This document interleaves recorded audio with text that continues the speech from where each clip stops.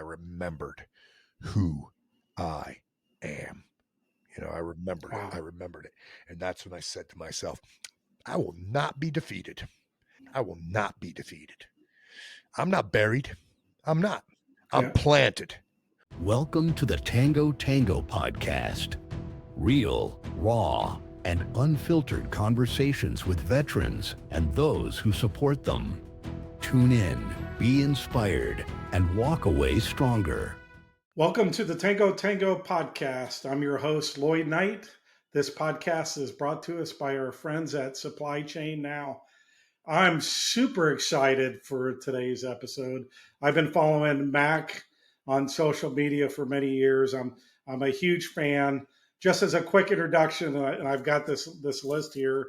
Mac is a Delta Force veteran, a small business owner, a fitness guru, basic dude stuff creator, which I flippin' love basic dude stuff, a social media master, kid show host, which we're going to be talking about now, which just looks totally cool, owner of some really cool toys, including a GTO goat, the all around ultimate badass, king of dad jokes, which I think are hilarious, and then husband of Rebecca.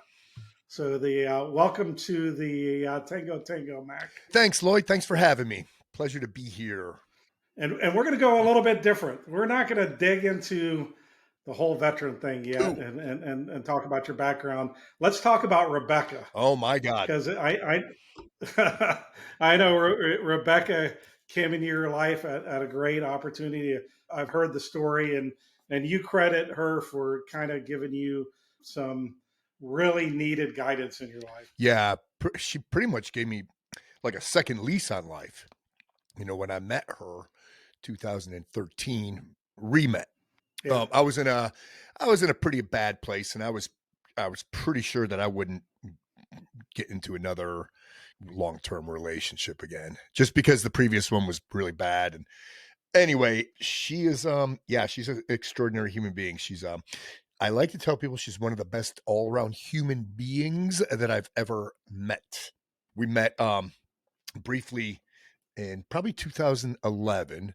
I went to pick up my then wife, who was under the influence, at Rebecca's hair salon. And we chatted briefly, this and that. Her boyfriend took a course from me, and so we chatted briefly, 5 minutes or so, and then I re-met her a year and a half ago. We were both single, and it didn't take long, man. I mean, man, we were. It's all the corny stuff you always hear, soulmates and all this stuff, But I never knew. And how old I was? I think I was 48 years old when I met Rebecca. I had never known true love until I met her. Wow. Yeah, I mean, I thought I had, but never. I mean, it was a whole new ball of wax. We have an age difference. Most people know this. It's an age difference. She's 25 years age difference. Wow. Yeah. But I'm a guy, so therefore I'm 5 minutes out of high school, perpetually. She's the responsible adult in my life. She's my executive assistant, and we're tight. We are best of buds. I mean, I think first and foremost, we're best of buds. Like, not she is my best friend. We're really tight buddies, where we like to do everything together.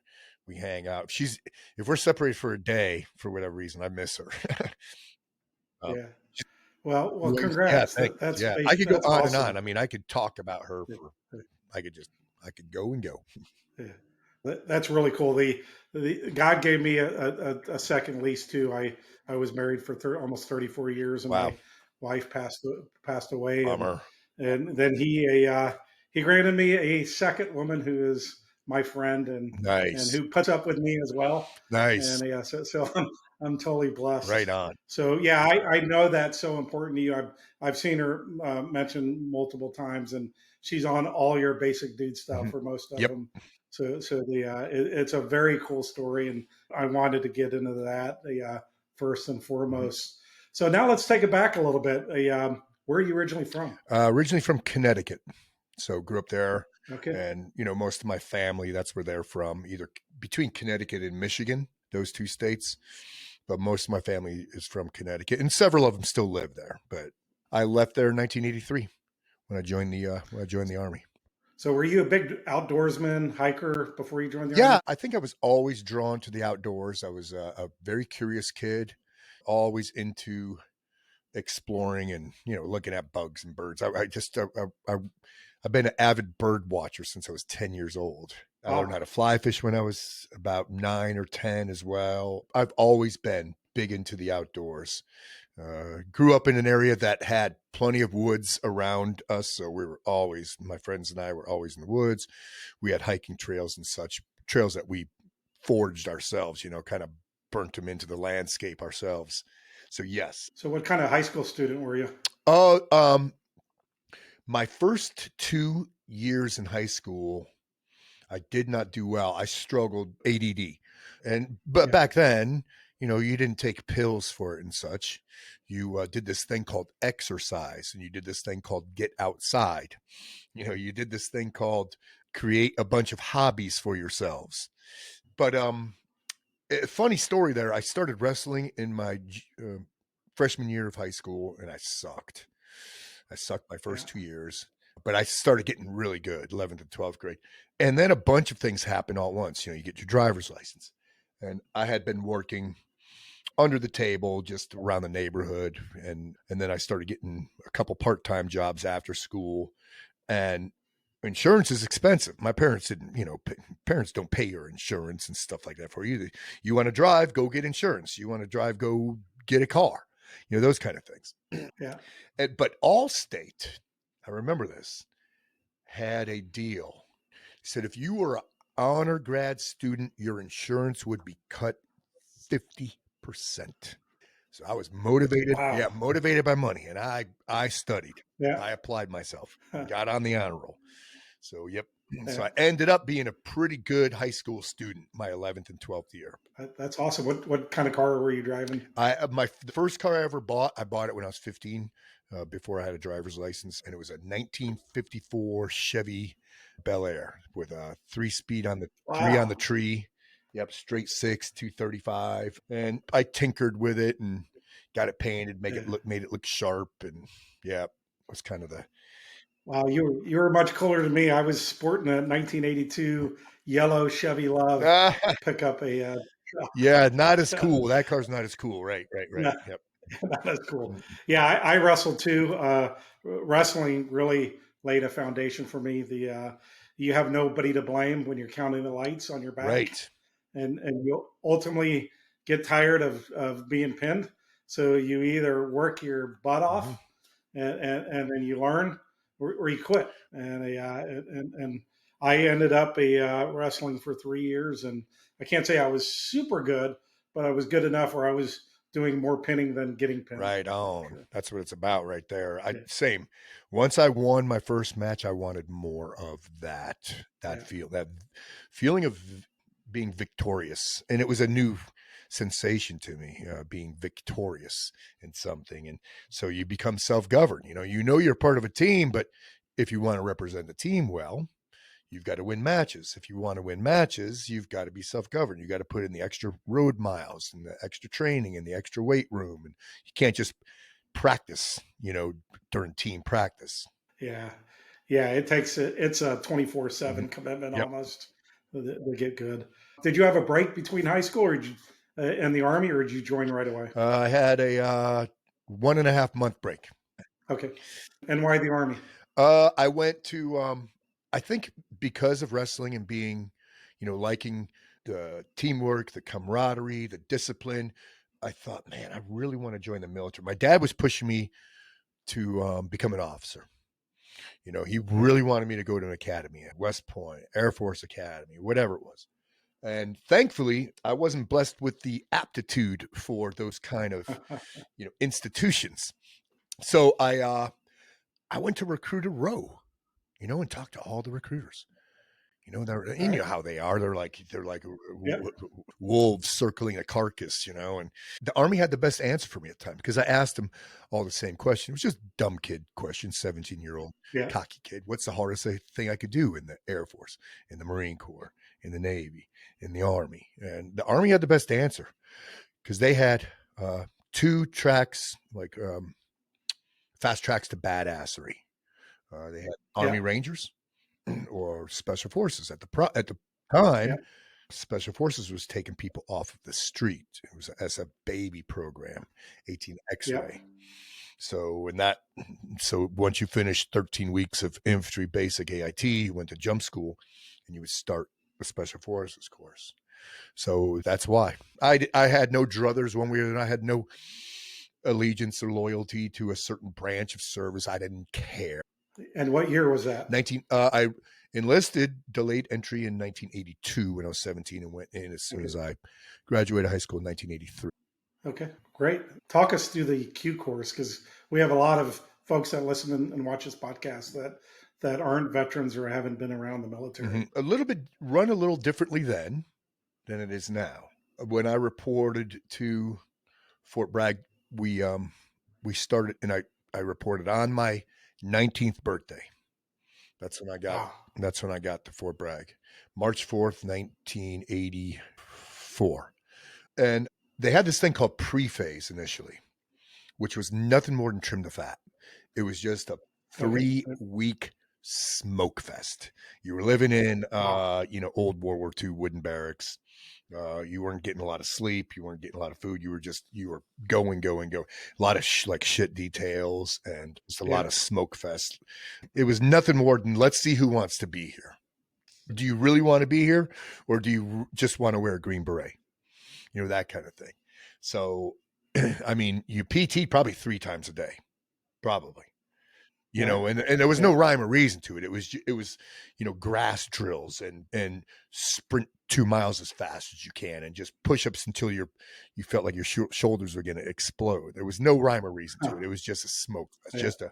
just smoke the living crap out of you. When I started what was called, it still is called, first phase, that was out of Camp McCall. And Camp McCall was unique in that time. It was just tar paper shacks. It was very Spartan. You know, they have a barracks there now and stuff and buildings. It was very Spartan. And first phase is where you learn the basic skills.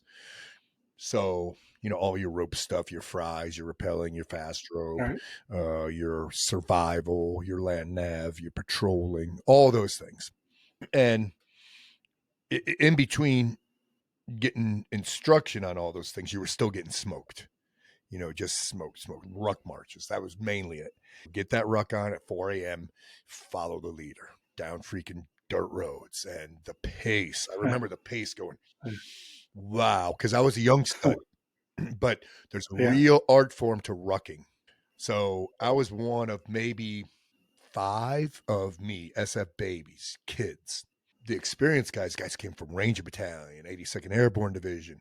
Those things, they know Mm. how to ruck, the staff sergeants, the guys who are old, 25 years old, you know what I mean? They were old. They could ruck, they could move Yeah. out.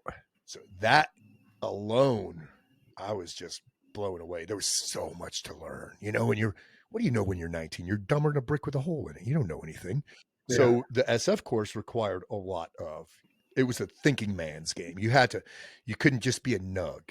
It was very Yeah. cerebral, a lot of study.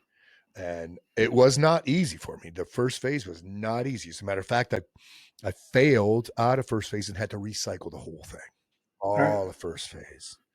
And then once you finish first phase, you go into second phase, which is your job specialty. And in Special Forces, you have 18 Bravo, 18 Delta, 18 Echo, 18 Charlie, right? So you were a heavy weapons guy, engineer, medic, or weapons guy. And I went to 18 Bravo weapons school, and that was 8 weeks long, where you're learning all the world's weapons. You could disassemble and assemble these things in the dark. I don't care what it was. If it was an M2HB or a Sten, you knew all of the Mhm. guns, and you were able to shoot all of the guns. The history behind them. You had to take written tests on these things. You had to know how to repair them, how to set headspace and timing, all this stuff. And then in third phase, oh my God, man, that became like, that's when you learned like the guerrilla warfare, unconventional warfare. And you had to, work with, and in the special forces course, a fictional guerrilla outfit, and Yeah. here it's Pineland. And so it's a fictional Yeah. country. I know about Pineland. Yeah. Yeah. It's a Yeah. fictional country, and So, the exercise is called Robin yeah. Sage. And Yeah. there are role players who've been playing for I don't know. I have no idea, but I guarantee you there are role players who have played for 50 years. Wow. Yeah, I guarantee you. There are people who started being a role player when they were a teenager, Yeah. and they're Yeah. still doing the same Still thing love now. it. However many times a year they run Robin Sage, guarantee you those people are still out there. And it's kind of a neat thing for the community too, to be a member of Pineland, a citizen of the country of Pineland. I read Tim Kennedy's book, which I thought was a pretty dang good book, and he talks about getting a fresh uniform, get wet, and roll around in the sand. Yeah, right. And I thought it was a pretty good depiction. One of the things that surprised me um, is getting to know Navy SEALs and Green Berets and the Special Forces community. Is it's more than just muscle and might, and how cerebral they are, and how great of a memory you have to have. Yeah. And yeah. Yeah, the amount of stuff that you learn, not just when you're going through a course, but over the span of a career. I don't know. I probably have the equivalent of 2 master's degrees, because everything from all the math, from geometry to algebra to trigonometry. And then you have to know laws like Boyle's law, Dalton's law, Archimedes' principle. There's so much learning that goes into this stuff. And the leadership training and the writing skills and the writing courses, and it just goes on and on and on. The wheels on the bus go round and round and round, and you're going, especially if you want to level up, which Special Forces gives you that opportunity to level up continuously. So you're always looking for the next thing. What haven't I done? What school don't I have under my belt? So you're always faced with a new set of challenges, brand new set of challenges. So you went through airdrop school, Yep. paratrooper Yep. school, Fort Benning, Yep. and so how was that jumping out of an airplane for the first time? You know what? I think when you're first doing it, they're all night jumps, right? Because your eyes are shut. No, that's what they say. It wasn't horrible. It's very nervous inside the plane. You're very nervous because you're jammed in there with 60 other people, and you're a kid. Because most people go through jump school are kids, 18, 19. And you're tethered off to a cable inside, and the racket in there, and the commands, because the jump masters for jump school are very theatrical, and they're yelling and screaming, and when the doors open on that bird and the wind rushes in, you're going, oh my God, and go, go, go, go, and they're just pushing guys out, pushing them out, pushing them out, pushing out. I was injured on my second jump. Oh, I was what is referred to as a toad jumper. So, So I'm a loadmaster, a retired loadmaster, right? 141s. Yep. So we train for toad jumpers, and it's about as dangerous as it gets. Yep. And there's different levels of it. So wow, let's take us through that story. Yeah. So I have a 5-inch scar on this arm right here, because probably my fault, right? I probably chucked the static line and had my arms flailing, but the static line went under my reserve and around my arm. I was like halfway in the stick, and boom, I hit the end of that, and I'm stuck on the outside of the airplane. I'm smashing into it. Jumpers are coming over me, and thankfully it came loose. Right? You're lucky, right? Because I mean, it's the common people die. Oh, it was very, very scary, and that was my first injury. Like, this is a legit injury, not a broken arm or a broken collarbone, but I am injured. I ended up with my bicep got pulled down into my forearm, kind of toothpaste tube down, broke ribs, dislocated shoulder, concussion.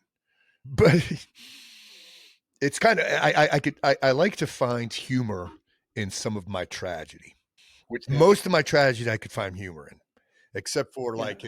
like going through deep dark depression. I can't find humor in that.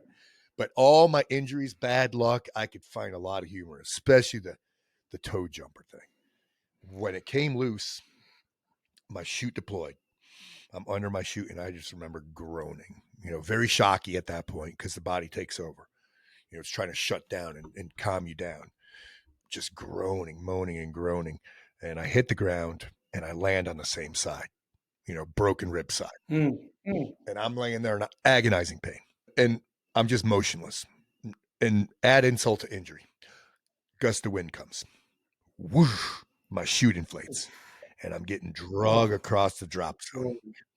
Like a sack of freaking turds just getting drug across the drop zone. And I hear one of the instructors on a bullhorn, one of the black hats, and he's yelling at me. You leg, you over there getting drug. Release one of your cable loop type canopy release assemblies now, leg. Release it now. And I did that. I reached up with this arm and I popped that thing and shoot the flake. Yeah. Now, because you're 18 and you've been injured in a school, you think the only thing that was on my mind is I'm in trouble. I messed something up. I damaged government property, that kind of thing. So I packed my stuff up with one arm, and it was very, very scary to me because there was no signal from my head to my arm. There was, and I remember like saying to myself, please move, and there was nothing. It wouldn't move. So I got all my stuff in and I sat down and I'm very ashen and I'm puking. I threw up and I could see all the instructors. They're looking around. Well, they're looking for me because they saw it. They saw it happen. And a buddy of mine comes up and I got rope burns around my BDUs. And he says, bro, are you okay? I said, I'm not good. I'm not good. And he unbuttoned my shirt and I'm looking at him. And that's when when he pulled the shirt down and I saw like the skin was like translucent and there was no bicep and then a big bump in my forearm. That's when I threw up again. And then the black hats ran over and they were super professional. So they said, all right, we're going to get you out of here. Another add insult to injury. The medevac bird just left. Right. Oh. Yeah, it was somebody with a broken femur. So I had to take a bus, one of the Bluebird buses by myself all the way to Martin Army Hospital, down dirt roads. It's bumping around and, I'm like Ace Ventura. I'm going, oh my. And I mean, I was in absolute freaking agony. Third insult to injury.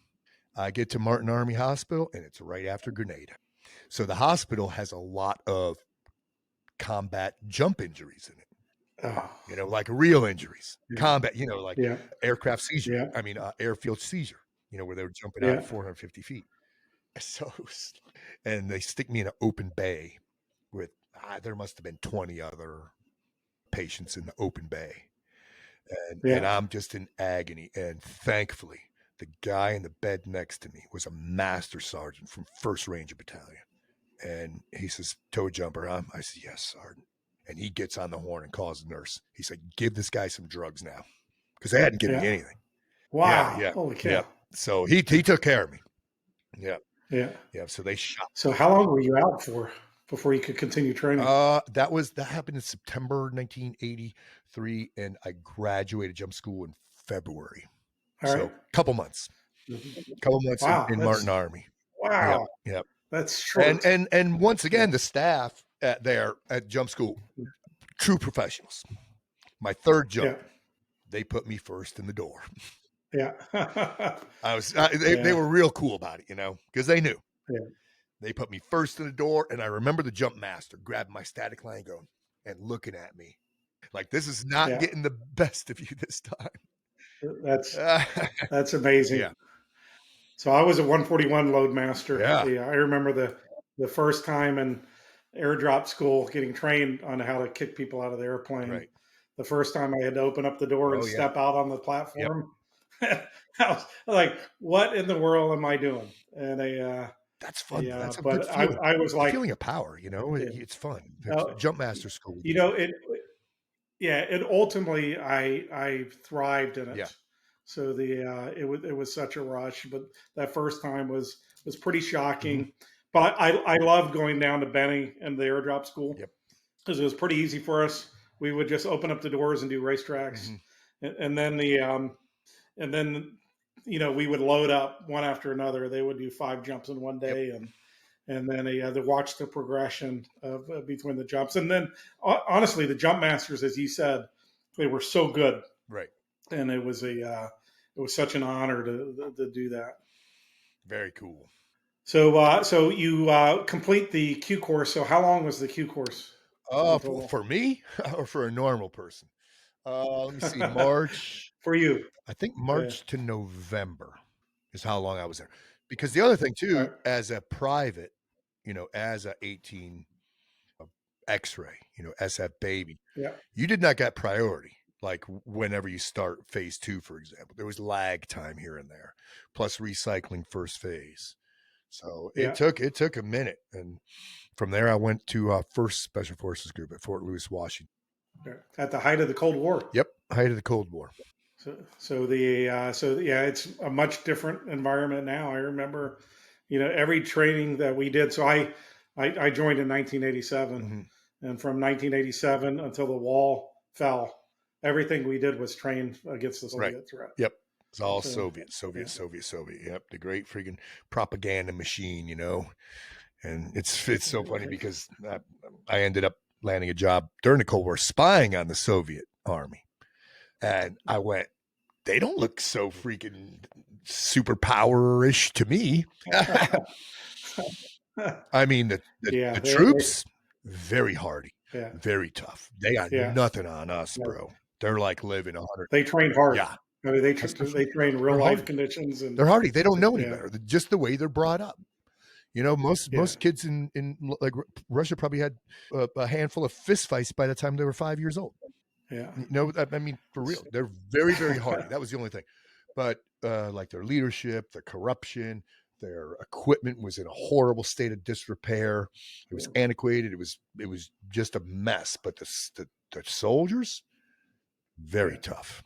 Yeah, I think we saw that at the when the Russian Ukraine war started. They had Mhm. the same stuff decades later going on. Right, I remember, all their tires of all their vehicles were dry rotted, right, and yeah, and they had they definitely didn't have the acquisition arm that the U.S. right. military had. So Hmm. let's talk about. Can you share like a memorable mission that you went on? In which part of my life, or which Let's start off with an early one. the so first group, no mission. Peacetime army. Yeah, You know, yeah, there nothing going on. We just trained to beat the freaking Soviet Union. yeah, yeah, And we did a lot exactly. of FID, Yeah, foreign internal defense. yeah, But as soon as I went overseas, especially to what was called USMLM, United States Military Liaison Mission, where I was spying on the Soviet Army, that was a wake up call. This is like, holy shit, this is no holds barred. You can't mess yeah, this up because they reserve the right to execute you. You're in their territory. You do not have complete autonomy here. It's a game of cat and mouse. They know what you are doing. It became it be, it be, became a lesson in life in that you can't make mistakes. And there's several memorable times, especially getting chased. The first time you get chased by a piece of Soviet kit, because a lot, like I said, it was in a horrible state of disrepair, but a lot of it was really yeah, badass. I mean, it like take a BMP for example, BMP 1 or BMP yeah. 2. It's like the Velociraptor of the kit world. The All right. agility of those things and how fast they can move over tank trails. It's really impressive. But man, I've been chased on dirt roads by the likes of SS-21s, BMP2, BMP1, beater 70s, beater 60s, PTS, And what were you what T-72, were you in when you were being chased? Mercedes Geländewagen, highly modified. Yeah, really. Yep, highly Yeah, modified, militarized, right down to turbo and diff locks and all this stuff. And you went to special driving schools for this machine, and you're driving under nods, and at the time it was PVS fives. You didn't have All right. didn't have anything high Yeah, I speed, remember those. and Yeah. you're navving off of one over 24,000 topographical scale maps too. That's how you're navving, with a trip meter in front of you under nods. Yeah. So yeah, I'm, it was I'm thinking of what's coming to my mind is that you're gonna laugh and call me a dumbass airman. The Chuck Norris Delta Force when they're in the oh Mercedes, yeah, trying trying to get out to the submarine and driving in the Mercedes. right. Yep, So yep. Yeah, the yeah, amount of times so I found wow, myself in different vehicles was ridiculous yeah, throughout my career.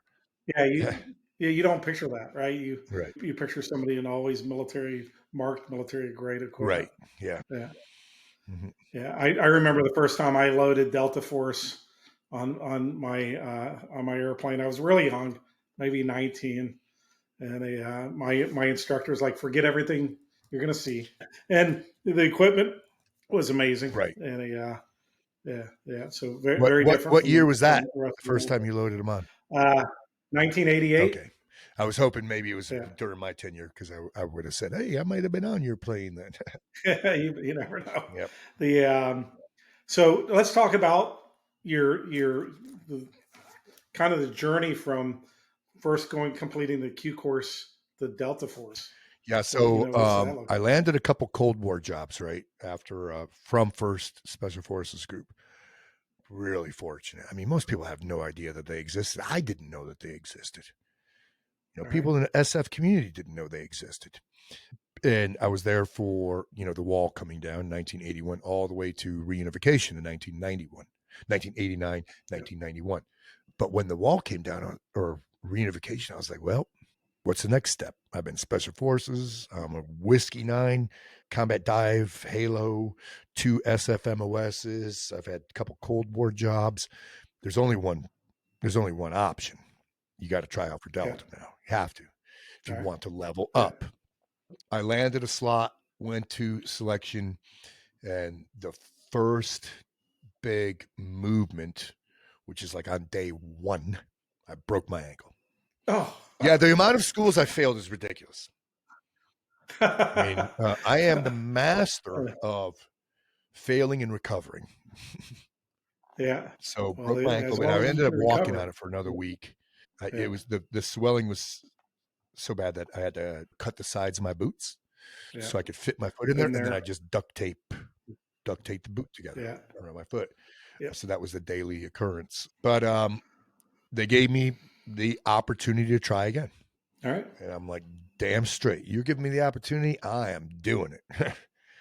Yeah. And the second time I did well. And man, what a feeling that was. And then when you get there, though, Yeah. there's a level of ego, in every special ops guy's, Yep. in Absolutely. his mind, in his heart. A requirement. And Yeah. and prior to going to Delta, I was always like top tier. I was that top tier guy, performer, all around performer. I get there and it's welcome to mediocre. You don't know Yeah. shit. You know nothing. Yeah. Wow. It was that different. Oh my God, That much of a bro. bar. I mean, it was Really. like, what in the hell? I thought I knew Wow. stuff. Holy cow. No, it was, Yeah. no, it was, I mean, the difference was night and day. And the amount of responsibility, that you had, and yeah, and accountability, all that stuff. It was night and day, night and day. And you always found yourself trying to level up. Well, you want to get better. It's just like the wrestling thing.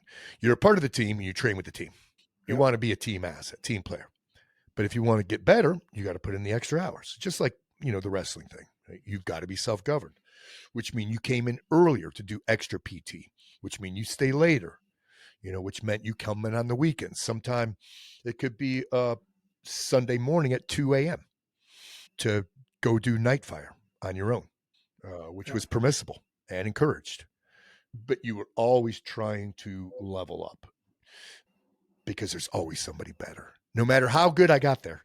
And I ended up being, I would say a very respectful top tier operator. But man, I mean, there were always somebody that could do this better, that better, this better, that better, always.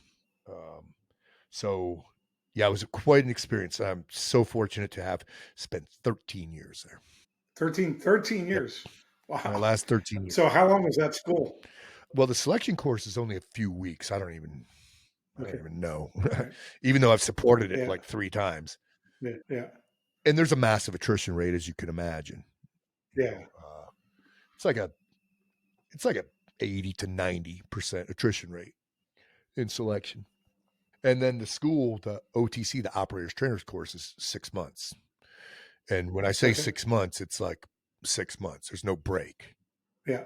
You're just going the whole time. I mean, it's 6 months. There's no like, yeah, let's take a freaking long weekend or this and that. No, it's 6 months. Yeah. That's great. Yeah. And then you think you know something. And then you go and join a Sabre squadron. And then you realize, I don't know squat.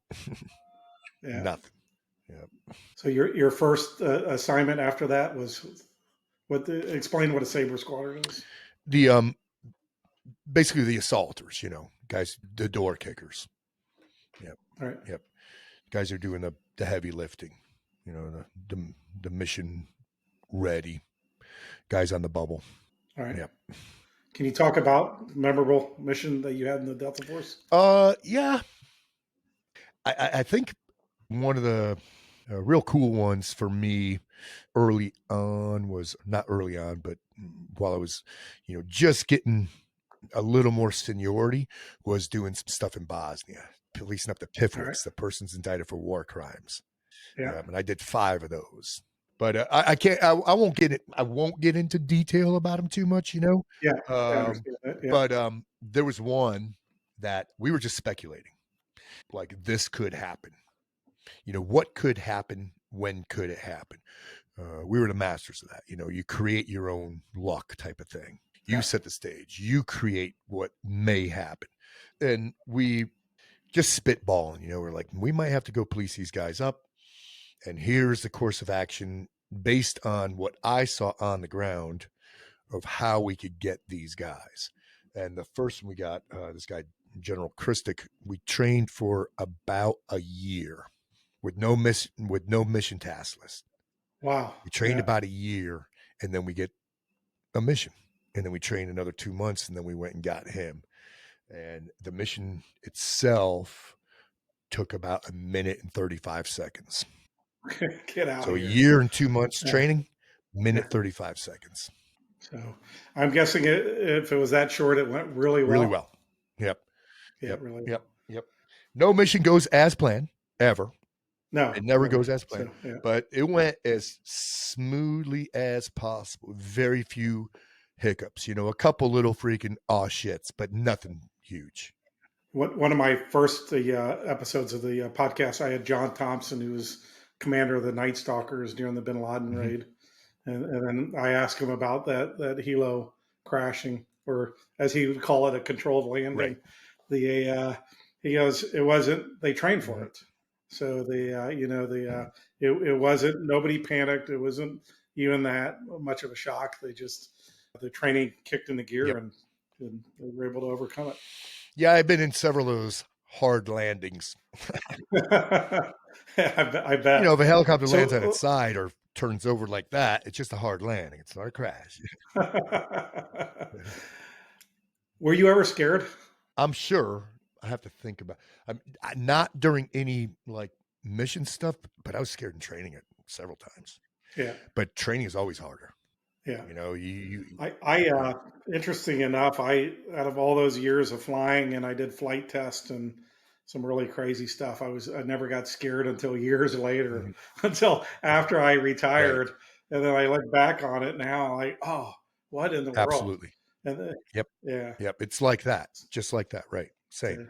So you went on to retire as a sergeant major. Did you ever think that was going to happen when you first joined the Army? No, I was flying by the seat of my pants, Yeah, no, I was in it for the excitement, the fun, the camaraderie, the hardship, the training. I was in it for all that, for I guess all the right reasons. Not let me see if I could make rank. Yeah. Yeah, I didn't. And how many years did you spend in 22.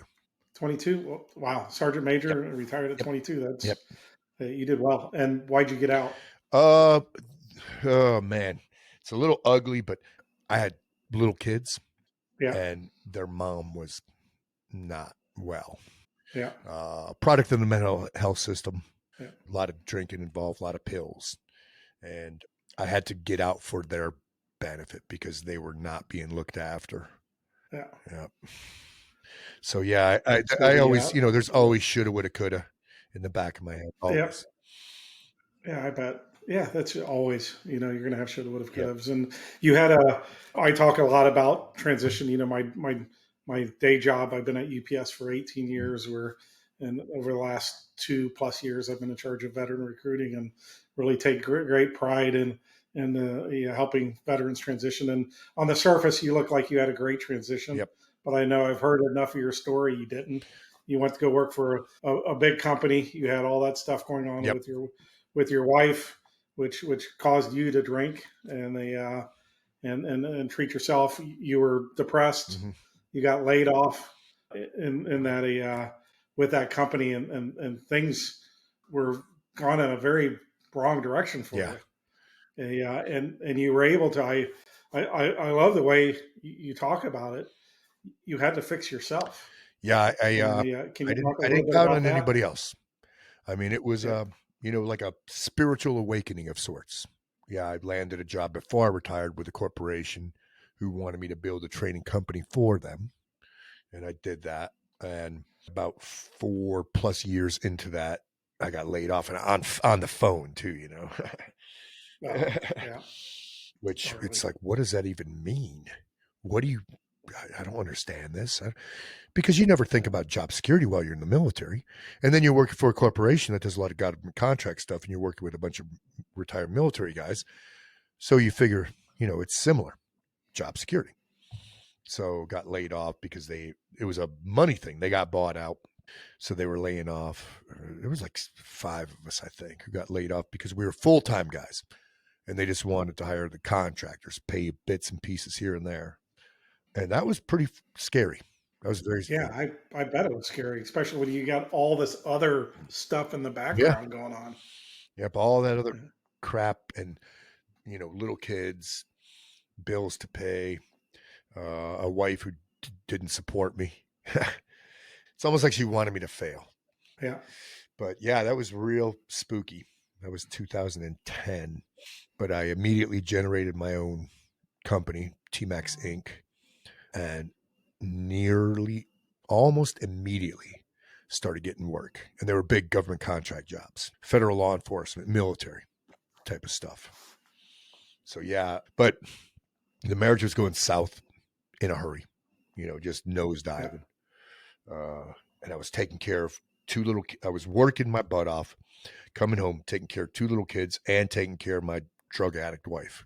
And I just felt, and there was no support for it. It was just beat down, beat down, beat down, beat down, beat down. It was nonstop. It was a everlasting, perpetual motion machine of negativity and just constant beratement. Nothing you did was right. And it's hard to withstand that for any type of duration. And for me, it was Yeah, I mean, duration was when 5 you have years. 360 of that, that's how a lot of veterans put a gun in their Yeah. mouth. Yep. I lived in the bonus room above So my garage for 5 years. 5 years in the bonus room. Bonus room above my garage. It's a little kid. So what was the first step to get you out of that funk? Kids. I remember being pretty hammered. It was only like 8 at night. Been drinking all day. And my son was sitting next, because they would come up all the time and watch TV with me. They needed escape too from their mom. Yeah. So they would hang out with me and we'd watch, Simpsons or whatever, just watch a bunch of goofy cartoons. Yeah. And I tell this story a lot, only because I like to recollect it. But James and I were sitting in my bonus room. Imagine, it's very small. It's kind of cabin-like. It's got an A-frame. You could touch the roof in any position. And there's a little teeny window in it, and there's a big willow tree out in front. And it's dark, and in that room. We had one small lamp, incandescent light bulb. So the room is filled with this yellow, warm yellow, and a little TV. And we're sitting on my futon because I had a couch and it doubled as a bed. And that's what I slept in for 5 years. And we're looking at the TV, and I see something out of the corner of my eye at the window. And I look at the window, and a screech owl lands right on the windows. The window's open, so it lands right there, right on the windowsill. And I'm looking at it. It's 6 feet away. You know, it's right there. And I whisper, I go, James. He goes, yeah. I said, real slow, look at the window. And I could see him turning that way. And I'm still looking at the hour, but I could see out of my peripheral vision him going like that. You know, the owl's turning, looking outside, back in, looking back in, and then it takes off. And I look at him when it took off, and he was like, that was cool. And I look at this little kid with his big brown eyes and stuff. And I said, and it kind of hit me right then too, dude, I got to take care of these kids. I got to be around. I said, James, I don't just love you. I am in love with you. And he started crying. Wow. Yeah. So that was pretty powerful. We hung out there for a little bit longer. I put him to bed, and I sat on the edge of my futon and just thought, man, I got to get my shit together. Because I was giving up. I was giving up. I was capitulating to darkness. I was done. I was like, I could live at rock bottom. I was just, but I sat on the edge of my bed and I set an alarm clock. Next morning I think it was Sunday. I think this is a Saturday night, so Sunday. And I set it for 6 a.m. And I put my running shoes out and a pair of shorts and my iPod. And I said, I'm going to go for a run tomorrow morning. Alarm clock rang. I put my stuff on and went for a run. And I had no plan in mind. It was like, I ran for more than an hour. I know that. Hour and 15 minutes. I come back in my driveway and I'm looking at this home and I just hate it. I call it the home where dreams go to die. Ooh. No, I was in a bad place. But that run, and then I work out in my driveway for another hour. Just up, down, push-ups, sit-ups, just dumbbells. And man, I remember feeling rejuvenated, like I remembered who I am. I remembered it. I remembered it. And that's when I said to myself, I will not be defeated. I will not be defeated. I'm not buried. I'm not. I'm planted. Watch me grow out of this hole. Yeah. So that was my, I had so many second leases on life. Yeah. That was one of them right there too. Wow, that gives me chills. So that's great to visualize it, but how did you do it? I just made the decision to go for a run. Yeah. I mean, I don't. But what was next after that? Oh, right. Oh, yeah. So there was a sequence of events that happened directly after that. One was I felt alone. I was all alone. Nobody knew. Nobody knew how bad. I didn't, whine and piss and moan at anybody about how I was feeling. Because I just put on a front. I'm Pat Mac, get you some, gas it up, burn it down, blah, blah. I just did all that. Yeah. It was a big front. And I had no support mechanism. Nobody. My kids were my only out. They were my vehicle of escapism. I did everything with them. And like right after that, it wasn't, but days after that run, and I'm still, I'm fired up now. Cop comes to my house, and I knew him, a local cop, and he says, "Hey, your wife's in the village, and she's out of her gourd. She's stoned on something, this and that." And I brushed it off. I'm like, "All right, cool. I'll go pick her up. Humma." And this cop looked at me, and they had been at my house 5-6 times in the past couple of years because she would call, because I was, I don't know, bugging the phones or manipulating the TV through my cell phone while I was in Texas, or, that I had women living in her closet. She was very, very delusional. When people say all women are crazy, they don't understand the term crazy. Women can be bitches, Great, good. I don't care. I could deal with that. But legit crazy, like no connection between the neuroreceptors. And she would have like all the sockets taken off of all the outlets, all the covers, showing the cops, like, see these blue washers in here? He's blatant Whoa. bugging the house. And then, and this girl lives in the closet. She tries on my shoes. Her name is Skeeter. She had names, Skeeter, Magpie. There were a couple of them. So anyway, they knew. Yeah. So this cop says, he comes up to me. He's like right in my face. He goes, hey, you need to get the hell out of here. And I said, huh? He says, you need to take radical steps. The kids are resilient. I know you're here for the kids. They will survive this. And dude, this is the first time that I ever had anybody, support me or understand or give me some kind of empathy on this. And I broke down, bro. I had no idea that was even in me. Wow. Yeah, I just fell apart. And the next day I moved out based on what that cop said. So he and periodically I still see him around, and I always thank him. I was like, bro, you saved my freaking life, and maybe my kid's life, and probably saved me from freaking putting a bullet in my head or whatever. Who knows? But you saved my life, and I think that's important for people too, is recognize the signs. Be preemptive, that kind of stuff. But I found a condo the next day. I found a condo. It's 500 yards from where I lived. So now I'm still close to the kids. Right. Yeah. And that was 2013, March. And how long after that did Rebecca come on the scene? That was March, or let me say April 1st. April, May, June, July, August, end of August, beginning of September. So about 5 months. Right. Yep.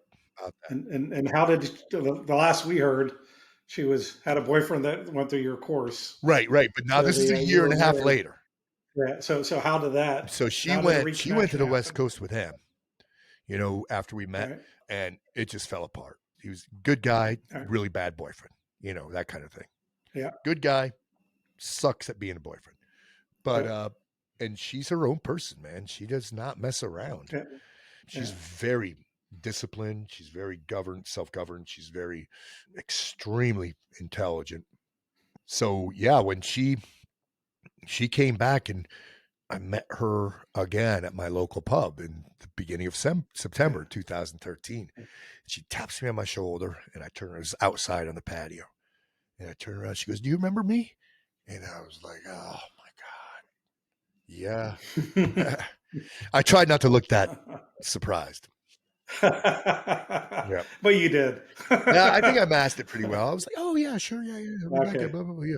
How's it going? How's your boyfriend? Oh, we broke up. Oh, bummer. How's everything here? Oh, we're separated. Oh, right on. Cool. So I started wooing her after that. I walked her home. So you wooed her by buying her a knife. Yeah. Flashlight was the first one, and then a knife was the next. Yeah. Pocket knife. Yep. Walk her home. Yep. Yeah, I was taking it real slow. It didn't take us long. I mean, the fire was it was inevitable that we were gonna spontaneously combust. Yep. So now you got this relationship that is so healthy for you. You're working on yourself. You're working on the business, but in the meantime, you got some pretty serious health problems. Yeah. I mean, you have that. Mm-hmm. You jumping out of airplanes, which is never good on your body. Right. You got into a motorcycle accident with a deer. Yep. So, I've been banged up. I mean, I could. There's a laundry list of me getting banged up. I mean, laundry list. And then you get sick. Yeah. You have this rheumatoid condition really that just knocks you on your ass. Yep. Came out of nowhere. That started in May of 21. Okay, maybe so. That's a little bit more recent. Yep. So it's still ongoing. I still have it. Yeah. Polymyalgia rheumatica, PMR. Yeah. It's horrible. So I know it zaps all your energy, all your strength. Yeah. And mobility. Yeah. Everything hurts all the time. Yeah. Bones, muscles, joints, everything. Yeah. So what's your regimen to mitigate that? Well, my regimen is a lot different than the medical community's regimen.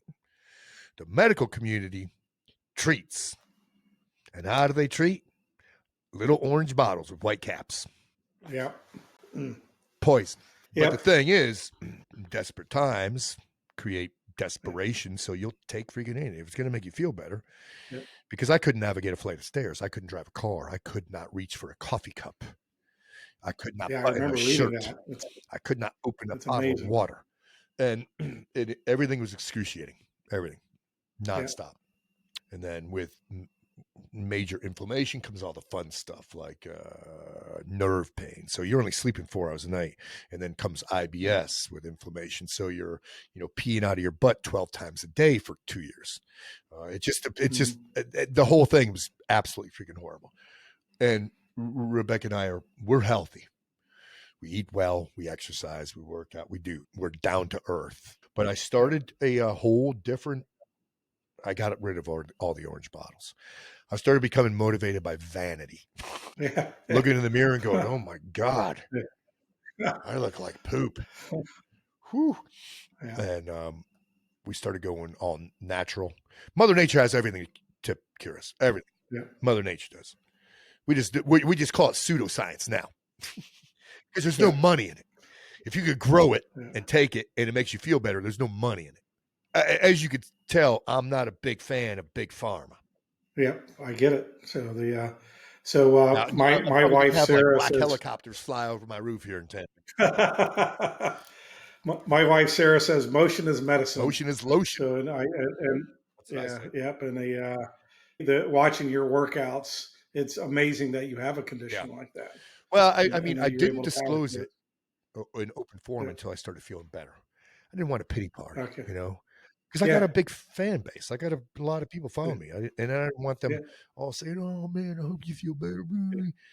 Screw that. But once I started feeling better, CJ and I did a podcast on it. My buddy CJ. We're owners and proprietors of the University of Badassery. So I did a podcast in detail of all of the everything that was bothering me, and the steps I went to take preventative measures, curing measures. Yeah. And one was getting off prescription meds, going all natural. I started craniosacral massage, infrared sauna, and doing, the infrared sauna, the cold plunge, all that stuff, that people know about. Yeah. My diet was already good because all I eat is food. I don't eat any product, and it's mostly meat, but meat and veg. Yeah. And I just started going a completely different route, a more holistic type of route. And that ended up squaring me away. Yeah, I mean, it's still, with chronic pain comes shitty disposition and deportment. You're in a bad mood, or it's just plaguing. It's nonstop. Yeah. It's like, it's pukey. It feels nauseating, like in the back of the neck, and the shoulders, and the hips. Yeah. How do you blow up? You got a veteran-owned business that's doing well. You became this social media, like just this guru, like the king of social media. You embraced it when, frankly, a lot of, I think you mentioned on the podcast with Joe Rogan, a lot of veterans our age don't. They're afraid of it. So how did that happen? Well, I'm different, right, than all the veteran influencers you see out there. This is what I did. I'm an ex-Navy SEAL. I'm an ex-Marine Recon. I don't care. I'm not a rest on your morals, mamba jamba. Yeah, I mean, yes, I've heard you say that. I'm a badass yesterday, but I'm a badass tomorrow. I don't need to rest on my morals. But and the other thing I noticed with the Soch is people were genuinely craving genuine. There's so much fake out there. There's so much fluff. There's so much phony. And it's just nauseating. I started slow, but got a following quick. And then I started incorporating, there was one thing I started doing maybe in 2017. I started doing Sunday Sentinel sermons, which were just little PMAs. They were 30 to 40 second PSAs, public safety announcements, basically from rules, little segments of my Sentinel book. And I started doing those, and numbers increased. So I started clearing out all the fluff from my site. Like, people don't need to see what I'm eating. I don't, that's so copy and paste. Everybody does that stuff. They don't need to see this. They don't need to see that. It doesn't need to be long. Attention span of human beings short. And then in 2019, I struck gold with another idea, which was basic dude stuff. That's basic dude stuff is just a genius. Dude, I mean, that gained traction so fast that I had to do this. Yeah. 6 Yeah. months And in. copyright, right? 6 months in, I had to Yeah. trademark it. 6 months in, because people were copying it. Because there's so many echoes out there, in Yeah. a void of Oh, there is. Yeah. people are void of imagination, creativity.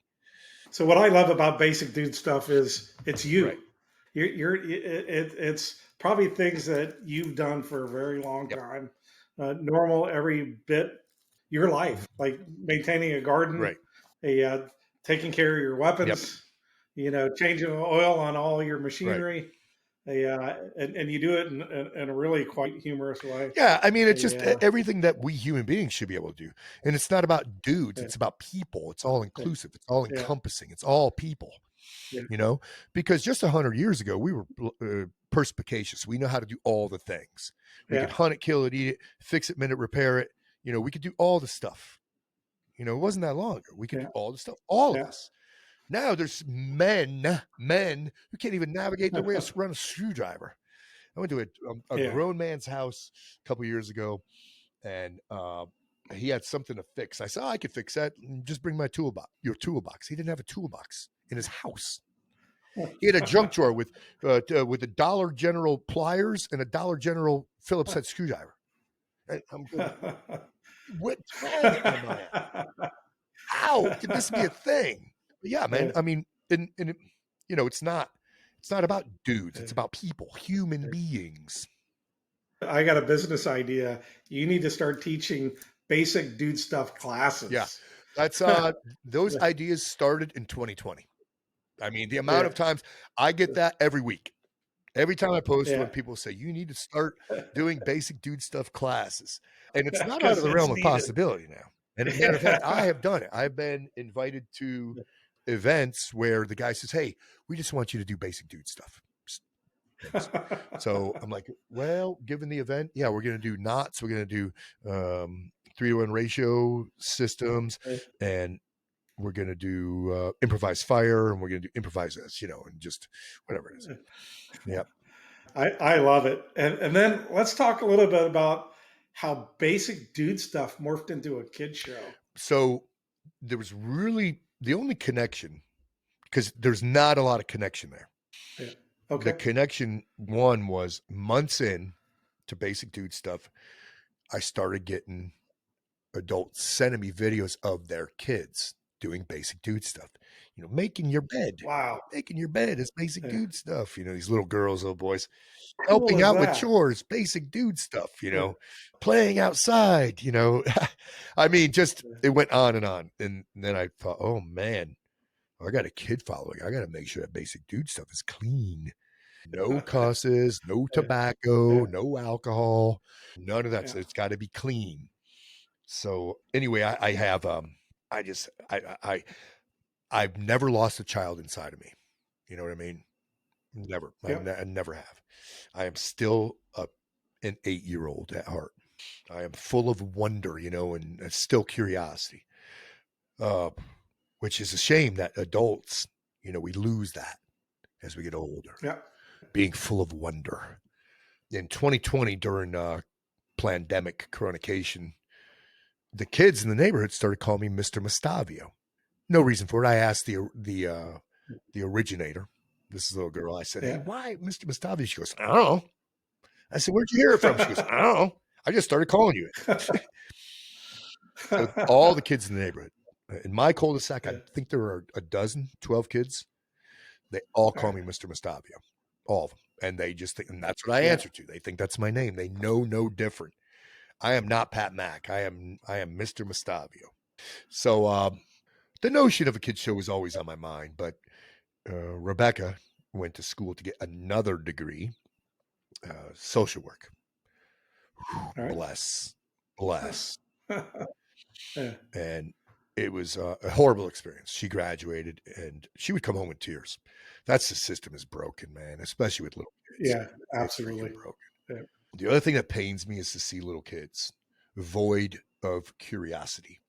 Parents will force tablets on them. I could get angry right now talking about this. Mm-hmm. I've seen, only because I am not on a device when I'm out and about, I see things. Yeah. I pay attention. It's I the am babysitter. a people watcher. But parents will force tablets and phones on kids. Even if they're looking around, they could just be doodling or I don't know, looking at a bird in a tree. Nope, here's a device. Plopping at a restaurant, too. It's Yeah. like, no, that's where a kid learns manners. That's where he learns to Yeah. converse. That's where a parent talks to a child and Yeah. vice versa. And I'm just mind blown. It's like, let's see how stupid we can make kids. Let's rob them. Let's rob them of curiosity, of imagination. I'm going to say this with impunity because I believe it's true. I think you're better off, and it's healthier for a kid giving him a lit cigarette than it is a device while he's out and about, especially outside. He's better off getting a lit cigarette. So Rebecca would come home in tears, and one night we're sitting up here, and we're both emotional wrecks. And I said, Rebecca, we could be part of the problem or part of the solution. Let's be part of the solution. I said, I have this idea. I have no idea if it's going to morph into, and I still don't know if it's going to morph into anything because we just put out promos. It hasn't been popped out there in the interweb sphere. Yeah. So I started putting together these shorts. I figured if a kid is going to watch a show while he's outside on a device, he may as well watch me telling him to get outside. And the benefits of it's very fun. It's very fun, very innocent. It's designed for little kids. It's kind of I call it a cool Mr. Rogers. Yeah. I watched the promos. The promos are good. If I had $1 million and I don't, I would give you some to run with this because I think it's going to be huge. Yeah, I told Rebecca last night. I asked her. I says, "Hey, do you think there will come a time in my life where I'm somewhere out and about and kids say, 'Hey, Mr. Mustavio,' strangers," and she goes, "Oh, that's gonna happen." Yeah, I believe So it. I start everyone the same way, and it's welcome back. I walk outside. Mr. Rogers walked inside. Mr. Rogers took off his loafers, put on his tennies, and a wonderful day in the neighborhood. I loved Mr. Big fan, huge. Yeah. I got really stuck his neck out. He did stuff that was not popular. Boys are boys and girls are girls. And anyway, he really stuck his neck out. He was a champion for kids, champion. So, but he would come in, take his loafers off, put his tennies on. I start each episode going outside, welcome him, and I take my shoes off and I walk barefoot in the grass. And it starts with welcome back to Mr. Mustavio's world of wonder, where it's cool to be curious and where we will explore our world. Because there's so many, and I do most of it in my backyard.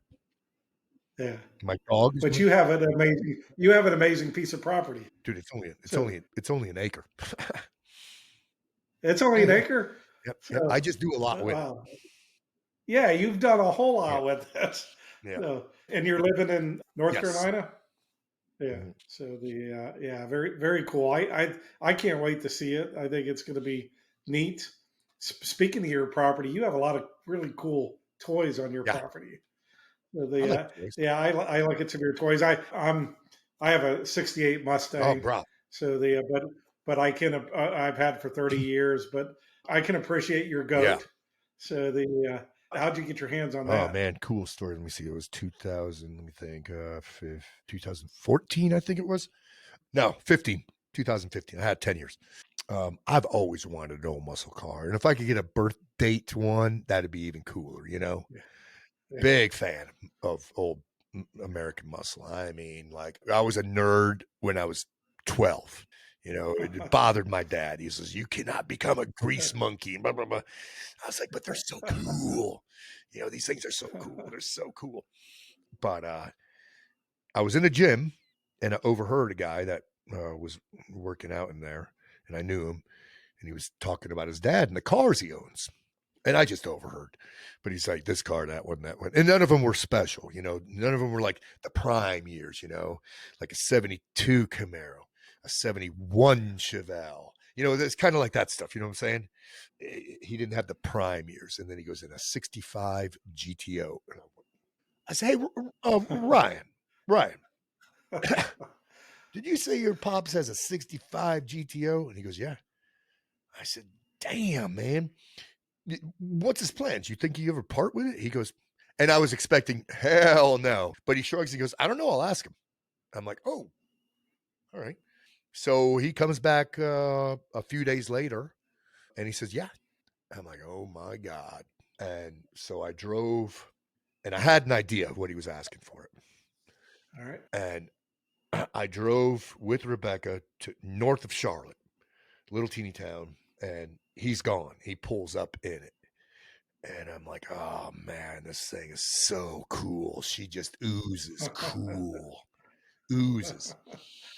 Because it's the first year of muscle car. You know, that DeLorean coined the term muscle car off the GTO. Yeah. And I had dollar bills. And I laid stacks of dollar bills of what I was going to pay for it. And it was a lot less, you know. Yeah. It was somewhat less than what he was asking. Yeah. And he's looking at those stacks and he goes, nah, bro, I can't do it. I said, I don't blame you. I don't blame you. And I stacked it up. I said, nice chatting with you, you know, put that big freaking roll of hundreds back into my pocket. And Rebecca and I take off. We just get on I-40. And Rebecca goes, I bet that dude calls his wife and tells him that you had this much money laid out in the hood, and she chews his ass and says, you should have taken it. And as soon as she finished saying that, my phone rings. And it's him. And I look at her. I mean, it was not 2 seconds after she finished saying that. And I pick it up. He goes, and this is what he said. Hey, Mac, well, I talked to my wife. So I spin around, you know, next exit, and I floor it back there. And we did all the paperwork that day, title and everything, and I drove it back from Charlotte. What a great story. And then, you know, a lot of work, nickel and dime, a lot of nickel. Yeah, I had when we purchased that '68 Mustang when I was at Edwards Air Force Base for like $2,000. Nice. And it was from some of my late wife's pre-inheritance money, and we put a lot into it. And then, is it a real car? In other words, original engine, original drivetrain? Yeah, original. No kidding. So hold on, and no rust. It's not a 289, it's a 351 or a 289. Oh, so cool! I love that little small nothing special. I think that's cool. Yeah. You know, it doesn't have to be a muscle car. I think that if I told Rebecca, if I ever get a Mustang, I want that 289. Yeah, it's awesome. So, you know, I put a Mako paint job on it because I was a poor staff sergeant. And then a retired, life got in front of me. I founded Vetlanta, which is a large veteran organization I run, got my master's degree, and just let it sit. And then when she passed away, I had a newer Mustang.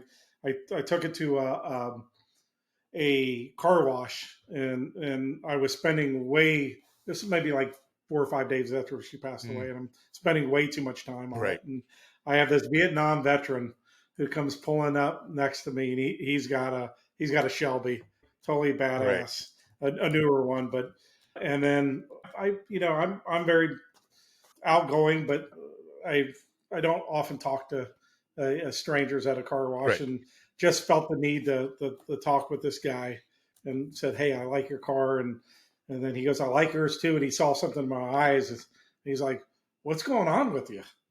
And we had this great conversation. Oh, cool. Said my late wife just passed away. You know, I brought up the story of this '68 Mustang, and he goes, hey, look, if you're going to sell it, don't put another dime into it.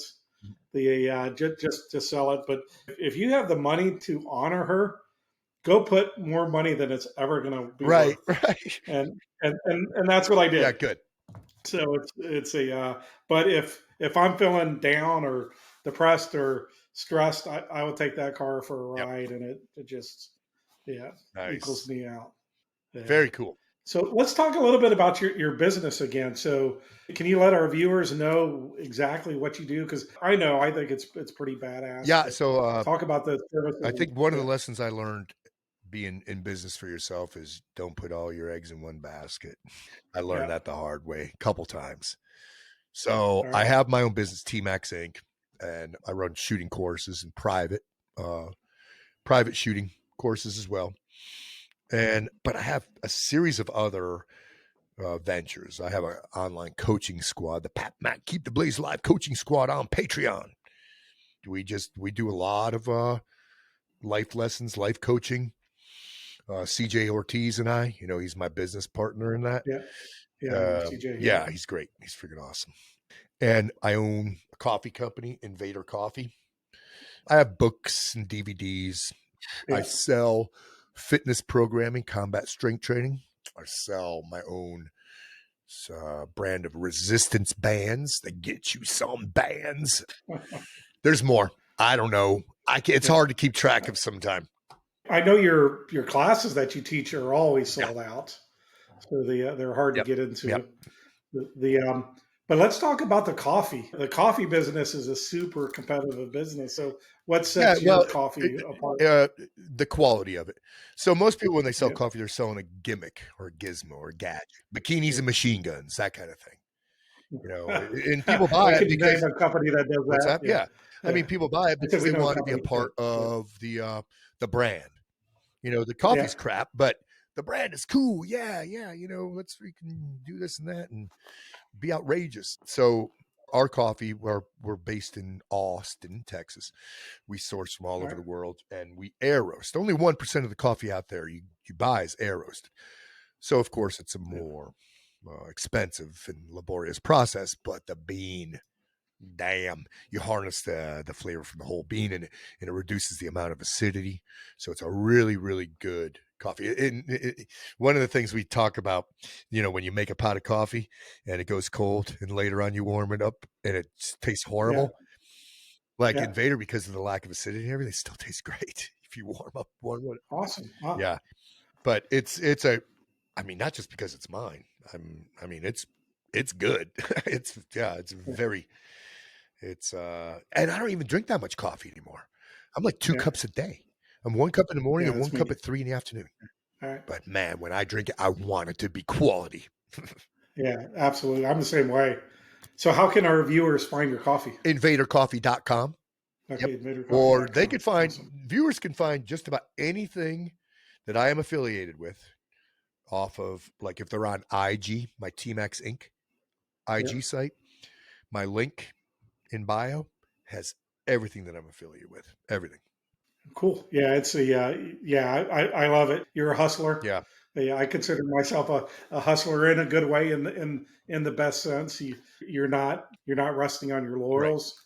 You're always looking for the next thing. So yeah, I greatly admire it. Another thing I greatly appreciate. I'm big on LinkedIn.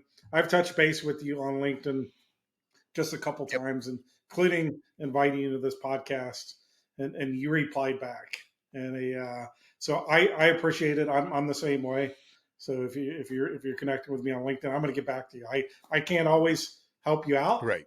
But I can definitely owe you a response, and so Mac, I greatly appreciate that. You are welcome, my man. I'm gonna offer you an opportunity to give. Say there's a veteran out there or service member that's struggling. Mm-hmm. What advice can you offer? Be preemptive. That's the big one. I think just reach out, just touch base, just show up, just ask a question, just invite that person out. Don't stroke them, pat them on the back, because here's the thing. If they're really struggling, and it's going to be hard to recognize the signs and symptoms. There's a lot of people out there that put on a front, a struggling front. The guys I know, man, the signs, they're very minuscule. They're slight, but I could recognize them. Yeah. So you got to reach out, send a text. Hey, checking up on you, buddy. Check. Rebecca does it. She has a list of people that she's friends with through me that are like retired military guys, or they're vets or retired LEOs. And every once in a while, she sends out a doll called Buddy Check. Well, that's awesome. Well, yeah, tell Rebecca I said thanks for doing that, because that's something that I preach as well. So Mac, appreciate you, buddy. Thank you for your service in the military. But most of all, thank you for everything you're doing now, especially for the kids. That rocks. Yeah. So I'm going to end this how I always end my podcasts. Be safe, be kind, and be remarkable.